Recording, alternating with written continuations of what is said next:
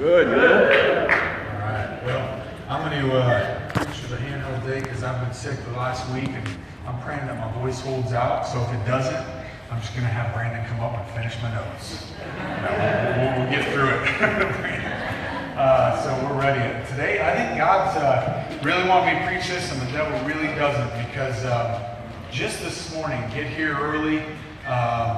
With Megan Lee worship and me preaching, so we got our kids with us early. We're here early. Yeah. And I am just sitting down to begin preparing what I believe God has laid on my heart for this morning. Did you bring me? Let's see. Never mind, it's right here. Begin preparing what's laid on my heart. I just try to get my heart in the right place. Go get this. And I am holding Go get this. our son, and he has one of those America's Funniest Home Videos type vomit moments. Baby vomit, no, not like food vomit. But I have never seen that much baby vomit come out of a child in my life. As I was sitting there, it went directly all over my lap, in the chair I was sitting in, so then it was on my rear end. It was everywhere. I'm literally yelling at Megan in the hallway, "Come in, please." I look down, and this child I'm holding that has put out that much does not have one bit on him. Not one bit. How does that happen? Literally, how does that happen? And so this morning, I go into the restroom, I have soaked my pants, I'm scrubbing, Megan's laughing in the office outside, which is those moments where you're like, God, give me love. And that's what we're preaching about today, love. God, give me love, because I want to respond in something that's not love. But I'm scrubbing, and I'm like, it's not coming out. And so I finally soak it enough, scrub it enough, and then I'm walking around and just soaking wet jeans. And so then I end up ironing my pants on the floor of my restroom in there to try to dry them enough where I can walk around and then get my heart right and ready to preach this message. So it's a good morning, and I'm already done with this sweatshirt, so just a second. Amen. So we, honestly, I've said this a lot, that God puts messages on our heart that we need to hear just as much as you need to hear. All right? We laid out a list of different things. We felt that it was a foundational pieces. As we begin building this, continuing to strengthen our foundation so that God will continue to build on top of that foundation, because we don't want to stay at level 1. We don't want to stay at 4, 2, 3, or 4. We want to move up. We want to grow in Him. So to do that, here's some pieces, and we talked about it, prayer and fasting and relationships, and these core pieces that if we just skim over and say, well, I've been a Christian for this long, or I do well in those areas, we're missing.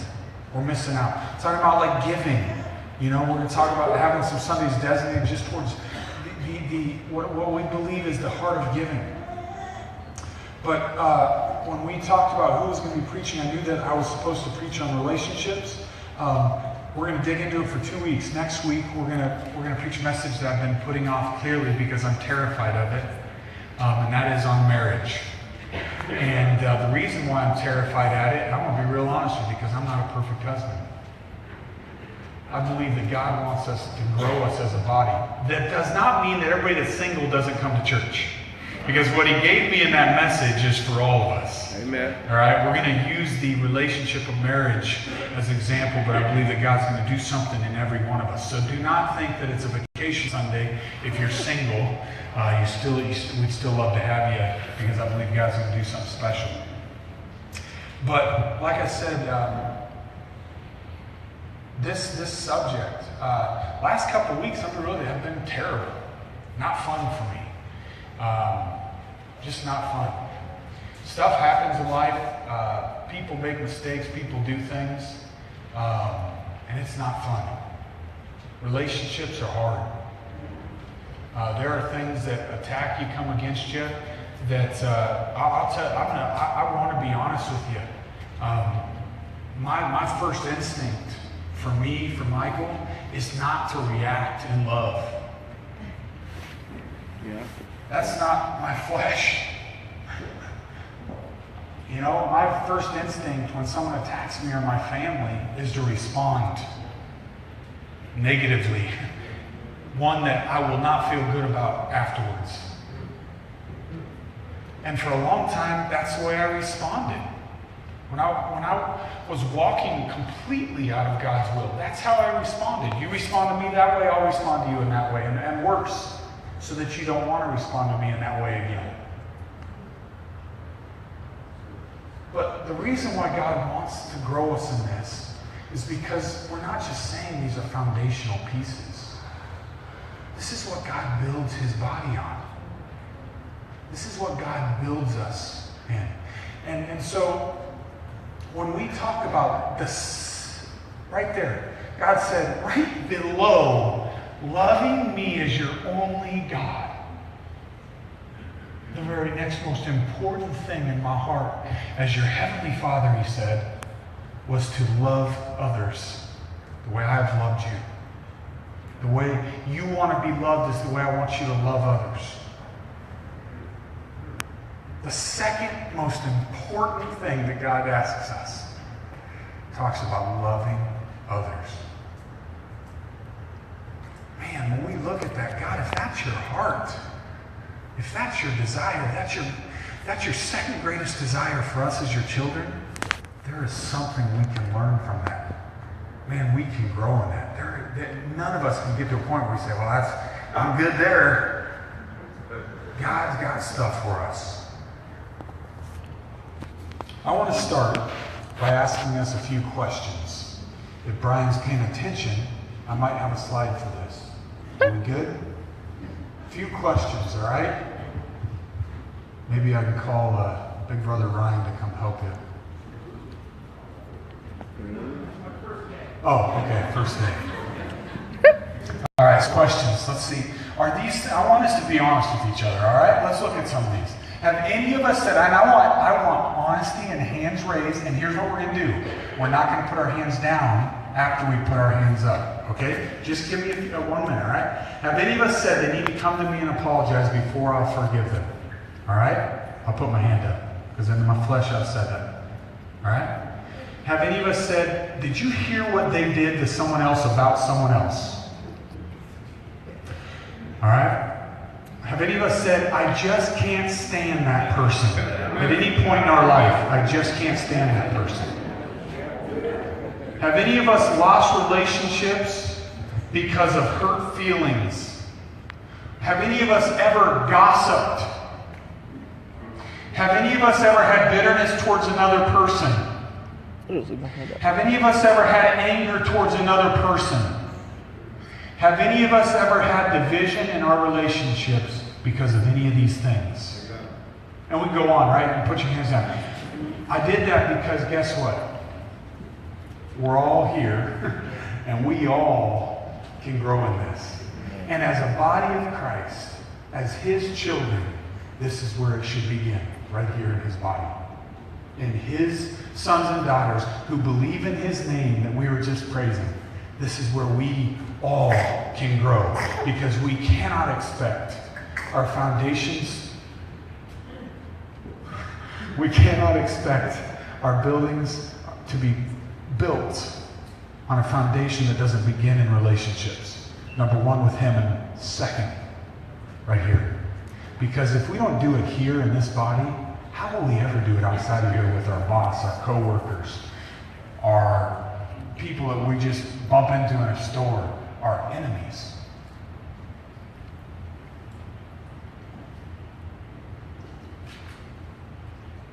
When we sincerely look at these questions and we challenge ourselves, beginning today, God, I do not want to leave this sermon throughout this week, next week, the same.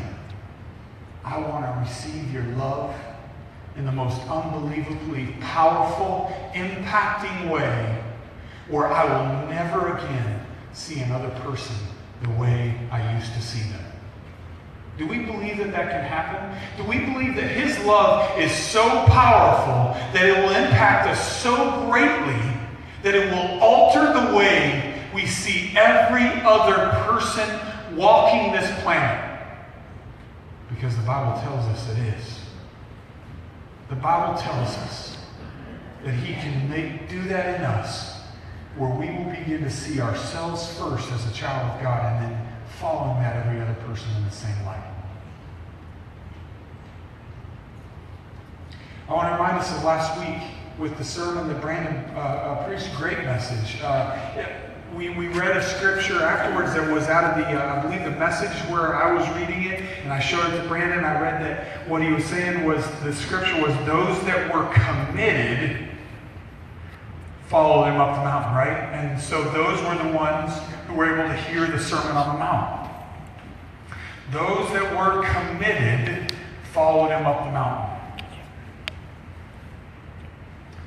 When you look up committed in a secular dictionary, it says feeling dedication and loyalty to a cause, activity, or job. Here's where it is: wholeheartedly dedicated. It means 100%. Wholeheartedly dedicated. God, I want to dedicate myself to growing in you. I want to commit myself to being open to change. I want to commit myself to take my eyes off of you and to place them right here on my relationship with God. God, I want to be one of those that go up the mountain and receive your teaching. I want to be one of those that receive your teaching and then I want to walk it out in my life. I want to be one of those that don't just hear your words and don't just speak your words. God, I want to be one of those that live your words. We're gonna watch a video because I know right now everybody's just really depressed. So we're gonna start off this sermon with a video that I want to use as an example. So go ahead, guys, when you're ready. Turn it up. No. I put it away. No, it's squiggling. No, it's squiggling. My mom told me it's squiggling. It was squiggling. No, yes it is. My mom told me it was squiggling, not raining. Sure, my mom said it is raining. No, my mom told me it was squiggling. Because my mom said it's raining. No, my mom said it's squiggling. My mom said it's raining. Now! You told my mom said it's say sorry to wiggle. My mom told me it's wiggling. My mom told me it's stop. It's wiggling outside, Macy. Mom is saying, no, it's not. Yes, it is. No, you couldn't. You're not real. I'm real. Watch.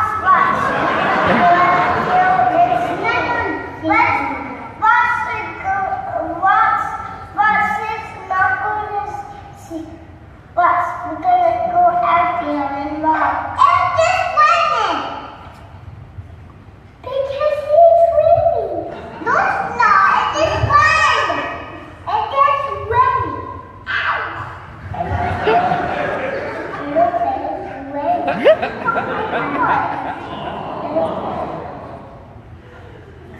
People come on. Come on. Then I go behind you. And her kids do that. Okay. People can call it.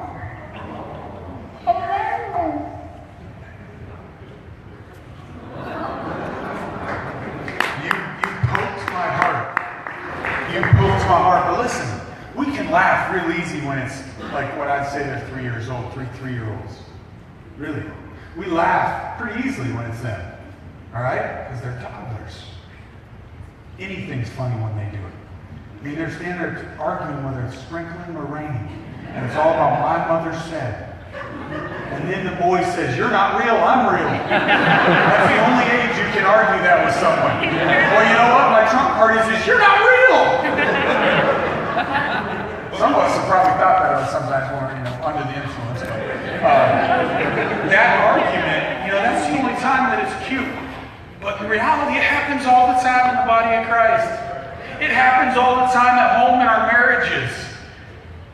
When we step back and we would watch our arguments or our disagreements or our hurts from afar, we'd laugh and we go, oh my gosh. Really? Where is Christ in that? Oh my gosh, I was being so ridiculous. Why did I get so stubborn? And then guess what happens? Somebody pokes someone's heart. And it gets real, and somebody gets hurt. And then division is caused. Broken relationships happen. The body splits. That happens all the time, right in the middle of the body of Christ. The problem is when God has the keys to my heart, if he really does, and that's not just a cliche, joking matter. If God has the keys to my heart, nobody can poke it. Mm-hmm. Nobody can offend me like that. Nobody can hurt me like that. That's not impossible. That's not a fairy tale. When God has the keys to my heart, there are things that will happen in this world, tragedy, things that will hurt, but I will not become divided. I will not carry the offense. I will not carry bitterness because God owns that space.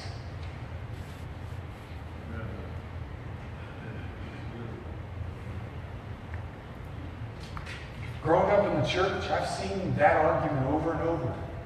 I've seen people leave a church due to a disagreement or an argument or a broken relationship or the words, I don't like the worship or I don't like the pastors. Now I'm on the receiving end of that. Or you know what? They don't have enough stuff for my kids. Or I don't like that person that runs this.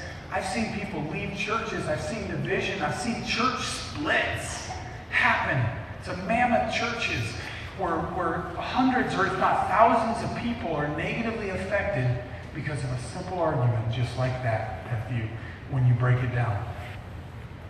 God, I want CLA to take these couple weeks and I want us to get real. I want us to be honest and accountable with each other. I want us for God to not just patch the cracks, but to jackhammer them out, refill it with new concrete, and be ready to build. Amen. Because I don't want to look back and go, you know what? There was division there, or there was hurt there, or there was bitterness there. And we should have taken care of it back then.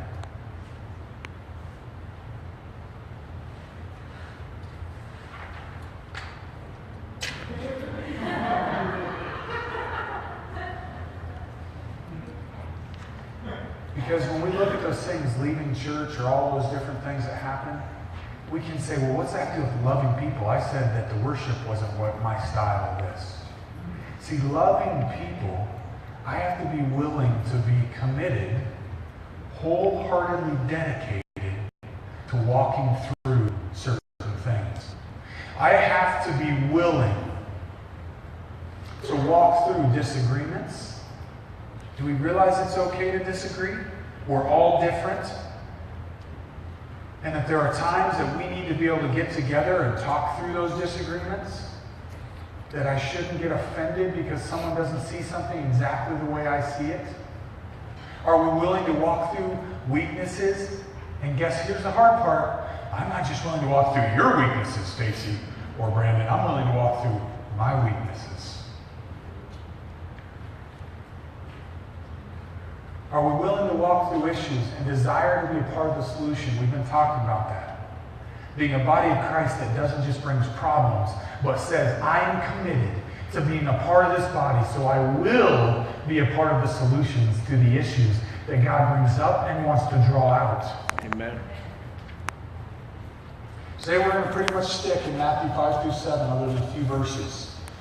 I want us to leave today challenged in a way we view relationships, others, and ultimately ourselves. And so today we look at the Beatitudes. We see the word blessed a lot. All right, so blessed are the peacemakers, blessed are all the blessed. When you look that up out of the Latin word that it came from, blessed, or the Beatitudes taken from the Latin word that the Beatitudes came from, It means blessed/happy. So when you're reading that, don't just think of blessing. A lot of times in this day and age, we look at blessing as something that has been given us, something that monetarily or physical, all these things. I want you to look at that and think also happy. Truly happy.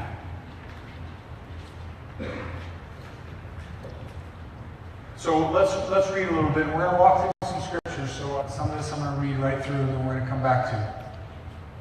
Blessed are the poor in spirit, for theirs is the kingdom of heaven. Blessed are those who mourn, for they shall be comforted. Blessed are the meek, for they shall inherit the earth. Blessed are those who hunger and thirst for righteousness, for they shall be satisfied. Blessed are the merciful, for they shall receive mercy. Blessed are the pure in heart, for they shall see God. Blessed are the peacemakers, for they shall be called sons of God. Blessed are those who are persecuted for righteousness' sake, for theirs is the kingdom of heaven. Blessed are you when others revile you and persecute you and utter all kinds of evil against you falsely on my account. Look at a few of those. Well, actually, we'll do that in a minute. Rejoice. We're going to move to the next section. Would be rejoice and be glad, for your reward is great in heaven. For so they persecuted the prophets who were before you.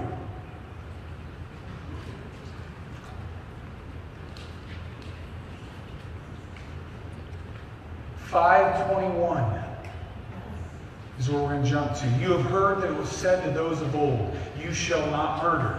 And whoever murders will be liable to judgment. But I say to you," this is Jesus talking to us, "I say to you that everyone who is angry with his brother will be liable to judgment. Whoever insults his brother will be liable to the council. And whoever says you fool will be liable to the hellfire." Who is my brother? My neighbor. Raise your hand if you are my brother. In the body Your of sister. Christ. That's everybody. That's brothers and sisters. All right? That's who he's talking about. All right? That's all of us. Whoever says you fool will be liable to the hell of fire. So if you are offering your gift at the altar and there remember that your brother has something against you, leave your gift there before the altar and go. First, be reconciled to your brother and then come and offer your gift. If we're going to build on top of that foundation, here's a key part. We just talked about it. First, be reconciled to your brother before you ask God to build on top of it.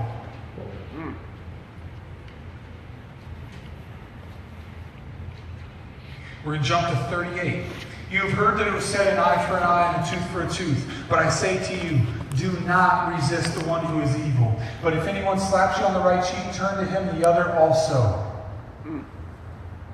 And if anyone would sue you and take your tunic, let him have your cloak as well. If anyone forces you to go 1 mile, go with him 2 miles. Give to the one who begs from you, and do not refuse the one who would borrow from you. Go to the next slide. You have heard that it was said, "You shall love your neighbor and hate your enemy." But I say to you, love your enemies and pray for those who persecute you, so that you may be sons of your Father who is in heaven. For he makes his sun rise on the evil and on the good, and sends rain on the just and on the unjust. Jump down. For if you love those who love you, what reward do you have? Do not even the tax collectors do the same? And if you greet only your brothers, and what more are you doing than others? Do not even the Gentiles do the same? Jump down to 7:1. I'm going to show you why we're reading all this in a minute, so just stick with me. Let's not grow tired of reading what he's asking us to walk through. Judge not, that you be not judged. For with the judgment you pronounce, you will be judged. And with the measure you use it will be measured to you. Why do you see the speck that is in your brother's eye, but do not notice the log that is in your own eye? Or how can you say to your brother, "Let me take the speck out of your eye," when there is a log in your own? You hypocrite. First take the log out of your own eye, and then you will see clearly to take the speck out of your brother's eye. 7:12. So whatever you wish that others would do to you, do also to them. For this is the law and the prophets. Last one for now. John 13:34 through 35. A new commandment I give to you, that you love one another. Just as I have loved you, you also are to love one another. By this love, all people will know that you are my disciples, if you have love for one another. We talk about marketing and advertising. Do you want to know the greatest marketing and advertising tool for Christian Life Assembly of God? Is that scripture right there. Sure. Is that if every one of us go outside of these doors after doing it inside and love others the way He has loved us, we will be known as His disciples. Others will know the body of Christian Life Assembly of God because of the love that flows out of us because He loved us. You talk about impacting the world. What is the quickest way to someone's heart? Changing. What is the quickest way to seeing change in someone? Love. And that's what He does for us.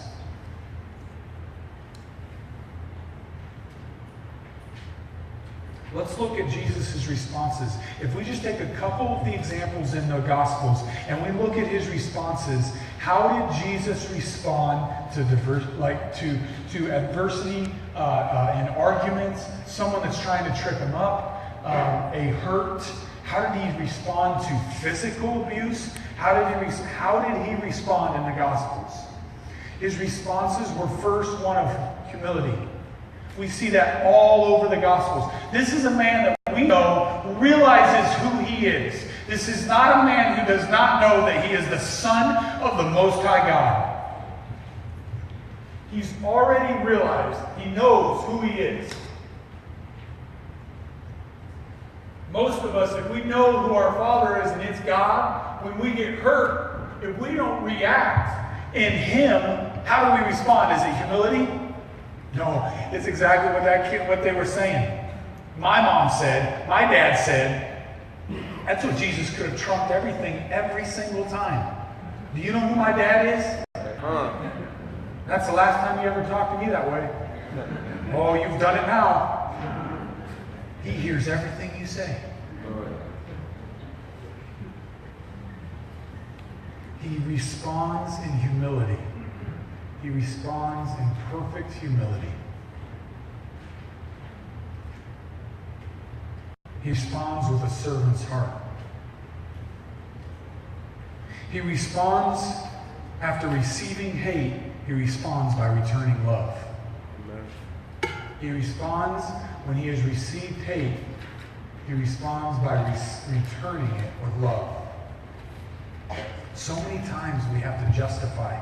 So many times we want to react to justify ourselves, to bring justice to a situation. When God says very clearly that justice be mine.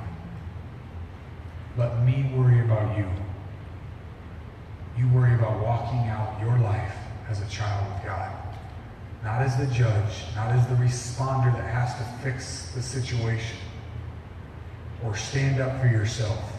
How many times have we said, well, at a certain point, I'm going to stand up for myself because my voice has to matter. They need to hear what I've got to say. Sometimes God will give you that platform. Sometimes God will give you that voice to share that. There are many times in my life where God has said, no, that's not your place. That's not what I want to do in this situation. It has nothing to do with you being vindicated. It has everything to do with me, is what He tells me on and on and on. He responds with love for the hurting, the wounded, the least of these. Brent talked about it in his giving. Do we see others' needs? Do we see their hurt? Do we see the problems around us sometimes, or do our problems, our issues, sometimes blind us to those?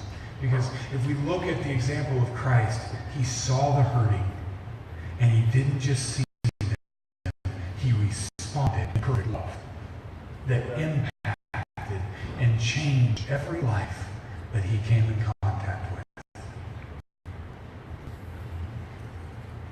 He led by example from the front as a servant. He washed feet. He washed feet to show love. Back then there was not too many things that would go beyond that in showing humbleness and showing how much love. He washed their feet. He responded with true forgiveness. And then not just forgave, but loved. So many times we say, I've forgiven, but I won't be hurt by them again, so I'll never do this. There are times God will ask us to draw boundaries in relationships. But that doesn't mean I can't love them. Nowhere, and I don't care what book you read, will you show me in the Word of God where he says a boundary means not loving? Amen. Forgiveness goes beyond the act of me saying, okay, I forgive you. Pastor Ed, you've hurt me. I've forgiven you. But then I never go beyond that and actually love him after that. Do you think that he's actually going to feel forgiven? No. Do you think he's actually going to believe me when I say I forgive him if I don't live out love following that forgiveness? I mean, let's be real. When someone says they forgive me, but I don't feel love after that, it's really hard for me to feel like they've forgiven me. God, Jesus responded in love. He cried out for the men who were killing him and said, Father, forgive them, for they know not what they do. In the moment of his death, he wasn't responding in, Father, take me out of this, I'm done. Or, Father, spike them right now. Let them see who I am. Let me go out in a blaze of glory. He said, Father, forgive them, for they know not what they do. That's love. That's not being offended or hurt or allowing division to come up in his heart because of how they responded to him or what they did to him. He was responding in his Father's love. So to live in a Jesus-centered relationship, a Christ-centered relationship, I have to be willing. You can go to the next slide. I have to be willing to be committed. Because there is no way I can do this on my own. I have to be willing to be committed to Christ and my relationship with him. I have to be willing to be committed to the relationship. So do you understand that, we talk about it in a marriage relationship where God doesn't desire divorce. God talks all over his word about it. But if I'm not committed to loving my wife and standing in the gap for that relationship, it's real easy to walk out of it. It's real easy to walk away when you're hurt, to allow that to end up in a broken relationship. God, I want to be a person, a child of God that is committed to you so that I then can commit to people here in relationship, in real relationship. I have to be willing to be a part of the solution. I think we're on to the next slide, guys. If not, then we don't have it. Don't worry about it. Go back. I have to realize that we might disagree and that it's okay when we walk through it in the right way. I have to be willing to not run from healthy confrontation. So many times the word confrontation has a negative connotation.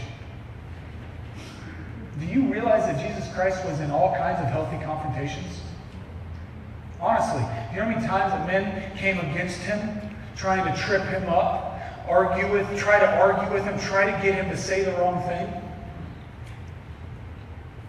But Jesus was willing to respond in his Father's love in those moments and realize that this is a moment where you can teach them God. We have to be able to hold someone accountable, and here's the bigger one, the harder one. I have to be willing to receive accountability. Don't come to me and tell me you really want to work on a relationship and then share with me everything that the other person's done. Don't come to me and say that you are really good at accountability, but you're only good at one half of accountability. So maybe I've mastered holding someone accountable. Frank, you need to really step it up in this area, man. As a son of God, you need to do this and do this. And brother, I love you. And I see this in your life. And so, buddy, I love you enough to come to you and tell you this. And then I'm sitting down and Frank comes to me and I'm sitting there going, what? Oh, okay. Right, the guy that I just held accountable is now coming trying to hold me accountable. That's a laugh.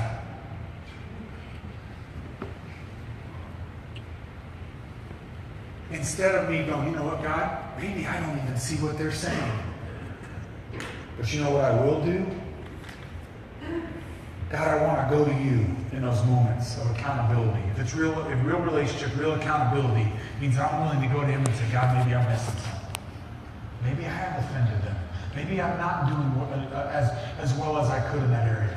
God, if I believe I haven't arrived, then even if I don't see what they're saying, God, I can go to you and you can grow me.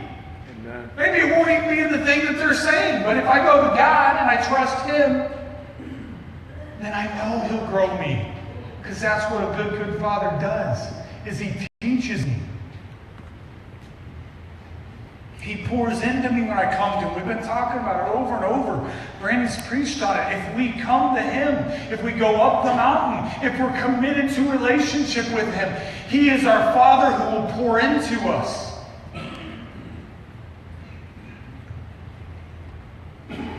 So I have to be willing to not just hold someone accountable, but receive accountability. Amen.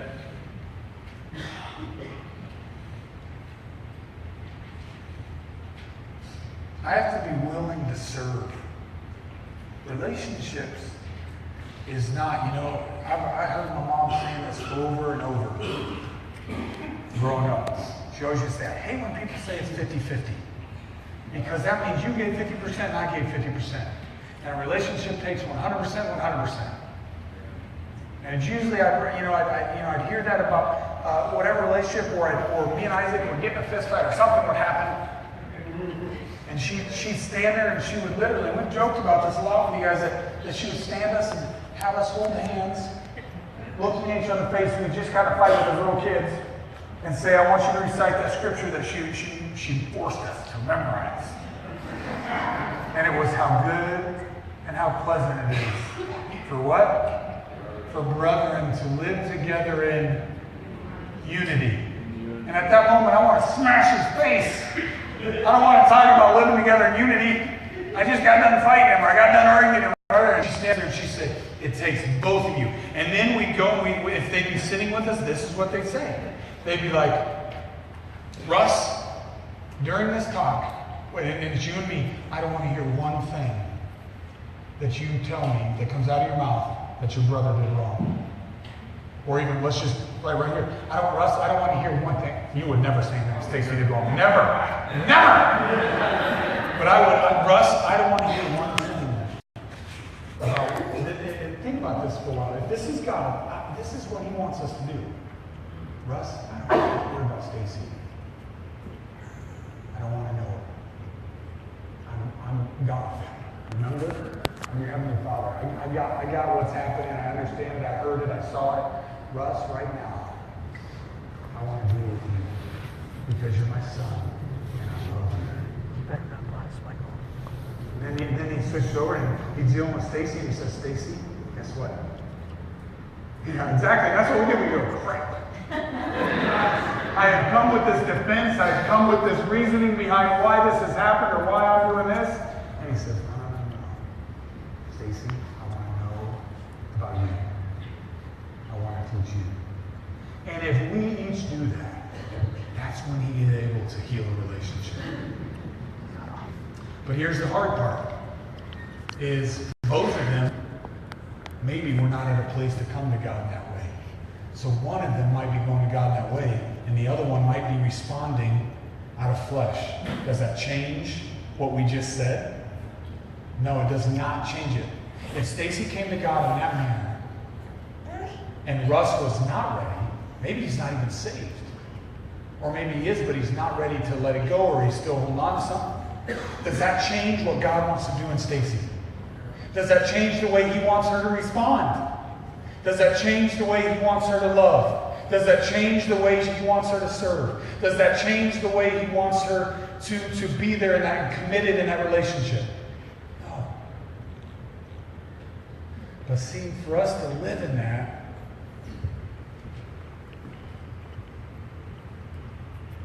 it takes him in us.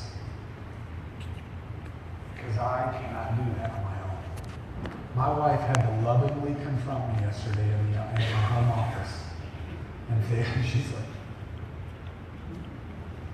I'm going to disobey what she's telling me. I'm going to go ahead and use this example.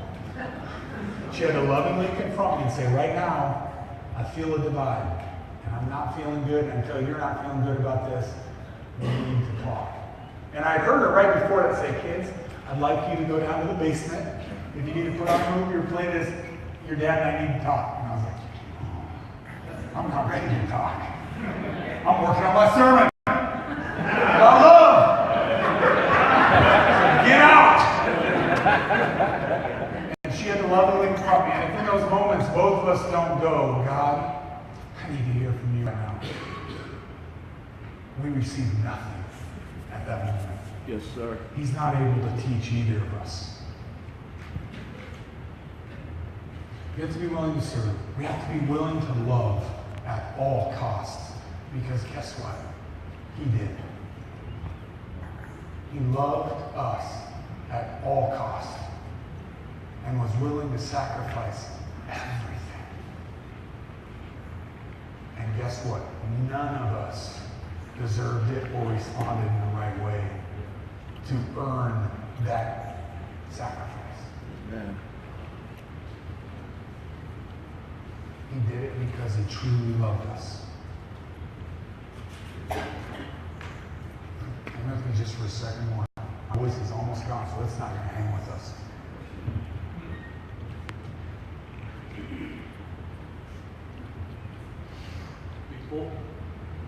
Before I go through these last few notes, we're going to have time at the altar. And I want you to begin now preparing your heart. Because I believe that this subject, almost more than anything, because of how important God's service is, can cause us a divide. Number one, between us and our Heavenly Father. If you're desiring to get closer to God, He says before you come to the altar with your sacrifice, be reconciled. Maybe that person's not here and you're not able to do that right now, but you can start that process in your heart. You can start that process in your heart. And maybe it's not this big thing that you have to reconcile. Maybe it's something that God wants to do in you, where He just wants to teach you to love. He wants to teach you genuine, real love. Maybe we're able to do it in 99% of relationships, and there is one that drives us insane, and that we have just given up on. Whatever it is, there is something that God believes God is speaking to each of your hearts.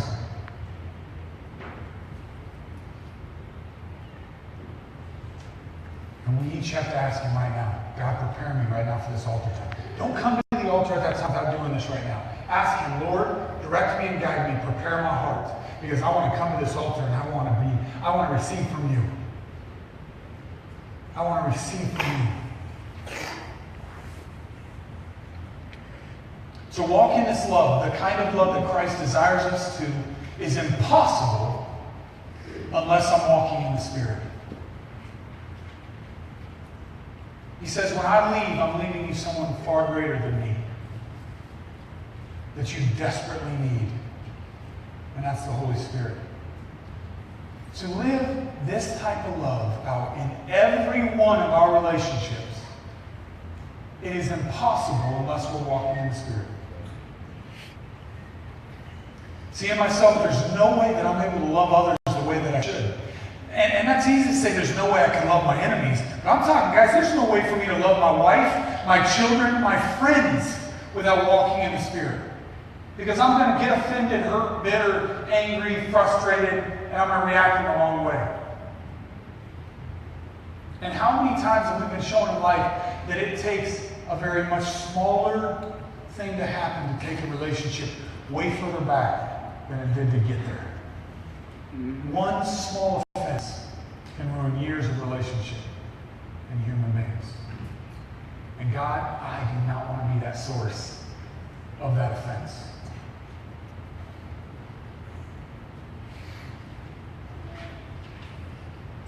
See, walking in the Spirit is not confining. It's not imprisonment. It's not taking away who I am. It's free. Because I begin to walk out a life that I thought never possible. Do you know what a life is without offense? Without divides? Without walls? Without chains that hold me back in relationships? That's freedom. That is freedom. There are relationships right now that have a hold on some of us. The hurt from those relationships have a hold on some of us. Freedom can come when we walk in Him. One of the hardest things in the world is the healing process in a relationship after it's hurt if we try to go about it on our own. 99% of the time we're going to screw it up worse. And we're just going to pile on more hurt. Wouldn't it be much easier to walk in the Spirit where I can trust that I will never level that kind of hurt on someone else, one of God's children? Because I don't love because they deserve it. Because I don't deserve it. I don't love someone because they deserve it. Or they are perfect. I don't serve because they serve me. I don't see value because they see the value in me. I don't forgive because they forgave me. I love because He loves me. I serve because He serves me. I value because He sees value in me. And God, you tell us that your Son is our example. That you want to draw us into that perfect walk with you where we are walking in communion with your Spirit, where I can love truly. And then, guys, I'm not offended when my wife doesn't show up or a call goes the wrong way at Teen Challenge, or this happens or this happens. Because I find my value in who He is. And then guess what? I'm able to become that perfect husband, that father, that brother, that son in those relationships. I don't have to leave any more churches because I'm offended. I don't have to cut ties in a relationship because I'm hurt or I'm bitter or I'm angry. I don't have to get on Facebook to justify myself.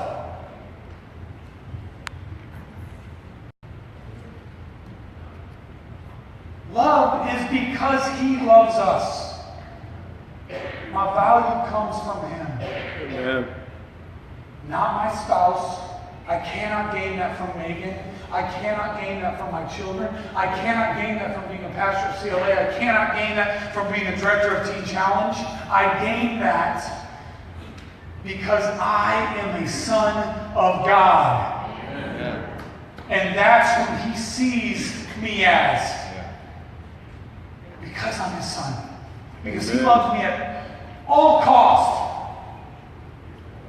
That's why I love. Team, come on up to the stage.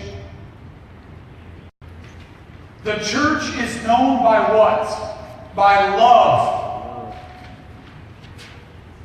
The love we show one another is what we will be known at CLA. I want to hear someone come in these doors, or I want to run into someone at a store, and I maybe never got a chance to meet them. And they say, oh, you're a pastor at CLA? I want to tell you about something. I walked in that door hurting. And before I even made it to the service, one of your people loved me like I've never been loved before. Or you know what? I went to Starbucks, and this dude I thought I was buying a pair of shoes from loved me. And you know what? I thought it was kind of weird. But I've never felt that kind of love. Amen. I want them, I've heard many times when people drive down the lane and Teen Challenge, I don't even know God, but I felt something. I want them when they pull onto that curve to begin feeling the presence of God, not because of these unbelievable numbers in our church, or the facilities that we have, or whatever, the people we invite to speak or do worship. I want people to say we're impacted by the love of the people in that church. Amen. You want to know the quickest way to bring someone to know Him? Is love Him. And the perfect love of Jesus Christ, the way He loves us, and watch their life be changed. If at the altar today we lay down the need for vindication, we lay down the need for justification, we lay down the need for to be heard, to have our voice heard, or this or that, or to receive forgiveness from man. God, I want to know how to love more. If I receive His love and in turn begin to love others in that way, you know that I'll never look for another counterfeit love in my life. Amen.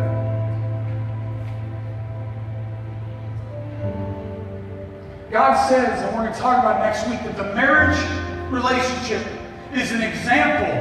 I wanted it to be an example of my relationship with you. The way I love my bride. I can't say I only love Megan because she serves me, or she's perfect, or once she does this right or this right, then I'll show her more affection.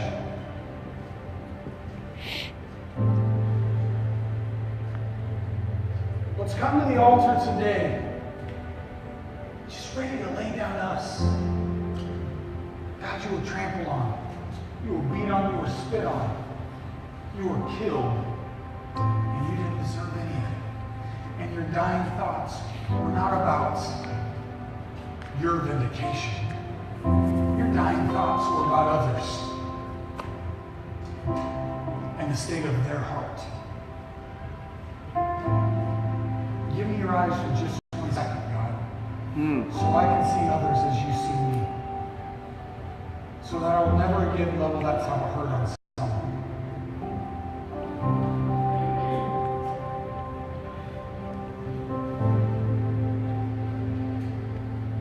Start right here, body of Christ.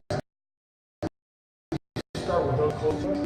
Bring a lot to filter out in our life. If we don't fix that in our own homes, in our own church, it won't flow out of here. So begin to come to the altar right now. Don't wait. Begin to come to the altar right now. If God is impressing our heart, and I hope that's all of us.